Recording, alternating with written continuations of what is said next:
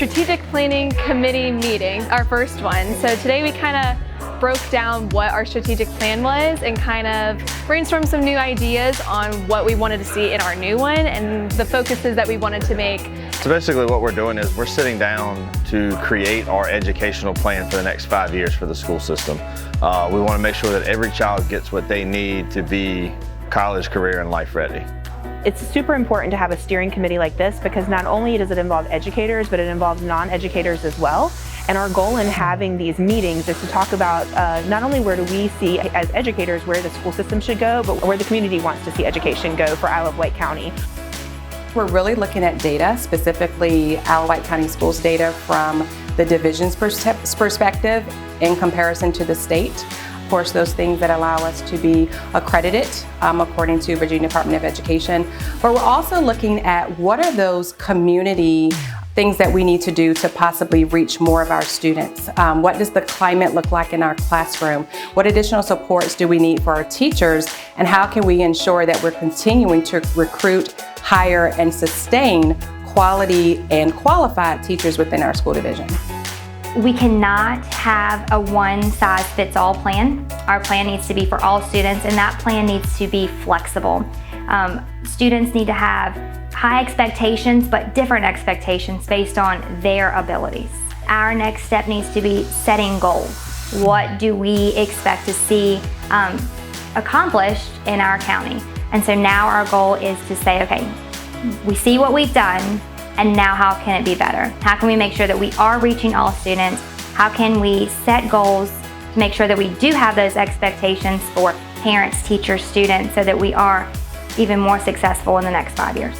And then you're going to have to do the hardest part of your job, which is going to be to say, okay, we're working toward 5-year goals, not projects, not things that we want to accomplish because they're our passion, but what's in the best interest of our community when we really think with wisdom and with reflection, what do we need to advocate for that is going to advance our community best?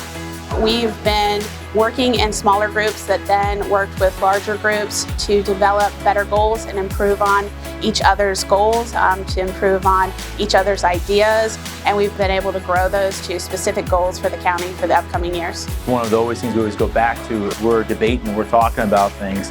Is this what's best for kids? Would I want this for my own child? Is it for a profile of a graduate? So that's what kind of developing a plan for us to launch us in the future in Isle of Wight County. Our main task, and the most important task, is for us to decide what a goal, because we cannot move forward with our objectives or strategies until we ensure that we have a goal that it encompasses all students for the next 5 years in our strategic plan. So remember, goal is broad, it's inspiring, it makes us want to achieve, right? Then we look at the objectives under it that are going to be a little more narrow, like you said, but goal needs to be very, very broad. So I think sometimes we get overwhelmed with the language and the big, responsibilities. But really, when I looked at it like that, I'm like, all right, goal is to win this, and that's in essence what we worked on there. And then our objectives are our game plan of how we're going to get there. Every organization has a mission and vision. Oh, that's all fine and good. But without values or core beliefs, those mission statements, those vision statements have no rocket fuel. There's no how there. The values and beliefs do need to be a group decision. It cannot be like, these are my values and beliefs and this is how it's going to be.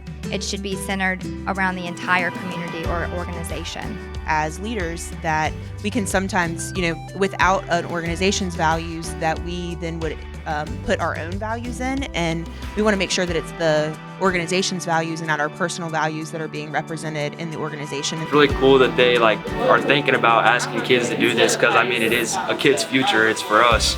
So it's not just about me, it's about the people that are going to come after me, and just do whatever we can.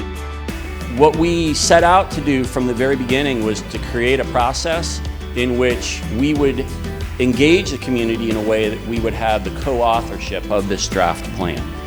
And so there's a combination of uplifting strengths and addressing gaps.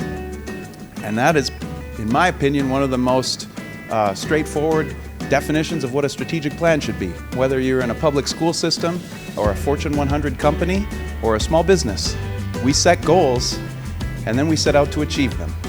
And we set goals that are clear and understandable so that we, alongside everyone else who's walking alongside us, can understand how to work together. This is all about the kids. That's why we do this work. That is so important that we focus on our kids today and in their future over the next 5 years. What does public education look like?